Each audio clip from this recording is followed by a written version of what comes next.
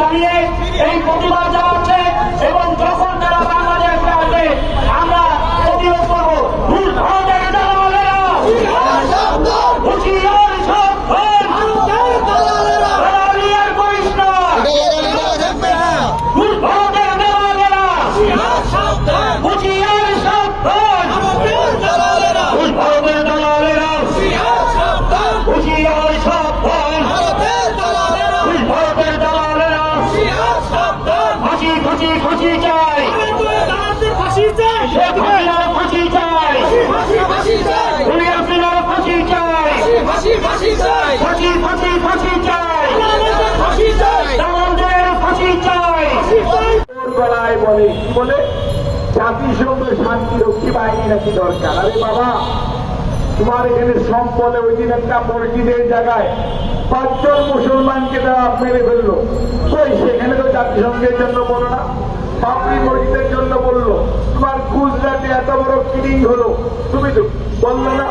এবং আজকে তুমি আজমিরকে নিয়ে প্রশ্ন তুলেছ, যে আজমিরে হিন্দু মুসলমান বৌদ্ধ খ্রিস্টান সকল ধর্মের মানুষ আজকে প্রায় 100 বছর যাবৎ সেখানে মানুষ যায়, আর সেই জায়গাতে আজকে আপনারা প্রশ্ন তুলতেছেন।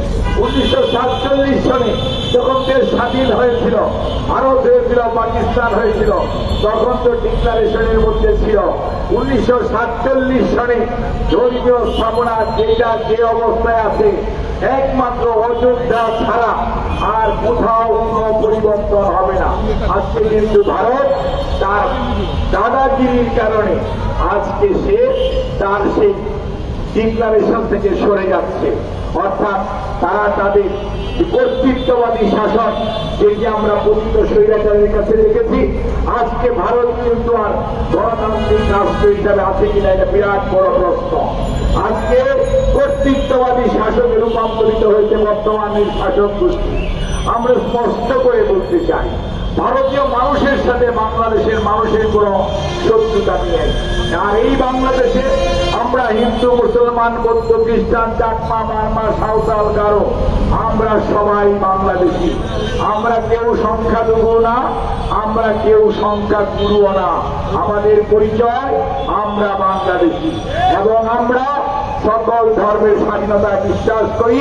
সাম্প্রদায়িক সম্প্রীতির উজ্জ্বল উদাহরণ বাংলাদেশ। তার প্রকৃষ্ট প্রমাণ রাজবাড়িতে কয়েকদিন আগে কয়েকজন শ্রমিককে পিটিয়ে মেরে ফেলা হয়েছিল, তারপরেও রাজবাড়ির মানুষ তাদের যে ধৈর্য এবং তাদের যে সাম্প্রদায়িক সম্প্রীতি দিয়ে সেখানে কোনো উস্কাইতে পা দেয় নাই। এর প্রতি উত্তরে কারো বাড়ি ঘরে কোনো ভাঙচুর করে নাই। ঠিক অ্যাডভোকেট সাইফুল ইসলাম আলিফ চট্টগ্রামে শাহাদাত বরণ করলো, নৃশংসভাবে কুপিয়ে হত্যা করা হলো। তারপরেও চট্টগ্রামের মানুষ শুধু নয়, যারা বাংলাদেশের মানুষ কত সাম্প্রদায়িক সম্প্রীতির উদাহরণ সৃষ্টি বড় কি উদাহরণ চান? আপনি আমার ভাইকে কুপিয়ে মেরে ফেলবেন আর আমি আপনার সেই নৃশংস দৃশ্য দেখার পরেও ধৈর্য ধরে আমরা কোন অবস্থাতেই কোন ধরনের বিশৃঙ্খলা সৃষ্টি হোক এটি বাংলাদেশের কোন মানুষ চায় না, সরকার চায় নাই, কোন রাজনৈতিক দলও চায় না। সকল রাজনৈতিক দল ঐক্যবদ্ধভাবে সরকারের পাশে, দেশের পাশে, দেশের স্বার্থে আজকে একত্রিত।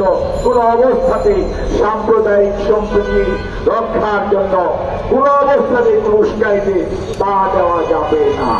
কারণ তারা চায় আমাদেরকে আপনাদেরকে বিপদগামী করতে। আমরা যখন গণতন্ত্রে উঠতে যাচ্ছি, আমরা গুম হয়েছে, কত কত নেতা কর্মীর ফাঁসি হয়েছে, কত কত নেতা কর্মী শহীদ হয়েছে।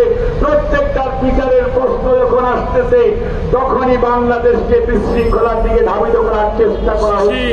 তার কারণ তারা জানে যদি বিচার হয় তাহলে তাদের কি হবে, ভোট বলতে পারবে সাধারণ মানুষ বিশ্বাস করে তাদের হয়তো অনেকেরই ফাঁসিও হওয়ার সম্ভাবনা আছে।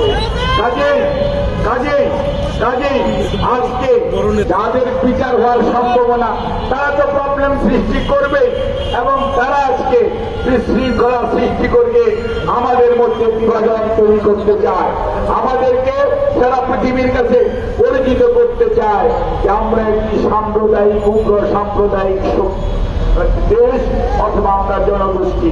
কিন্তু তাদের সেই ষড়যন্ত্র কোন অবস্থাতেই না হবে না। কারণ আপনার রাজবাড়ি তার উদাহরণ, আপনার এই চট্টগ্রাম তার উদাহরণ সাইফুল ইসলাম আলী, এবং বিগত কয়েকদিন আগে দুর্গা পূজা হয়েছে।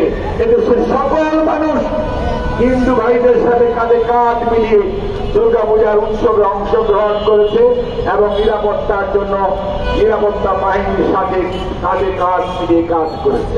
কাজেই আবার মুসলমানদের প্রোগ্রামেও এই অন্যান্য ধর্মের মানুষরাও অংশগ্রহণ করে, অর্থাৎ এদের সাম্প্রদায়িক সম্প্রীতির উৎকৃষ্ট উজ্জ্বল উদাহরণ এদেশে আছে। কাজেই কোন অবস্থাতে ভাইরা আমাদের সজাগ থাকতে হবে। এই ষড়যন্ত্র শুধুমাত্র ওই চিন্ময়ের জন্য তা না, এই ষড়যন্ত্র বাংলাদেশের অস্তিত্বের বিরুদ্ধে ষড়যন্ত্র। এই বাংলাদেশকে ধ্বংস করে দেওয়া, বাংলাদেশকে কেউ কেউ বিভিন্ন ভাবে হুমকি দেওয়ার চেষ্টা করে ওই চিকেন লেক দখল করে নিয়ে। আরে ভাই, দখলের দিন শেষ, বুঝতে হবে এত বাহিনী থাকার পরেও পালিয়ে যেতে হয়েছে। 18 কোটি মানুষের 36 কোটি হাত থাকার পরে দখলের স্বপ্ন দেখে সেই স্বপ্ন দিবা স্বপ্ন থেকে যাবে। 36 কোটি হাত প্রতিরোধ করবে যে কোনো এই সমস্ত সংস্কার।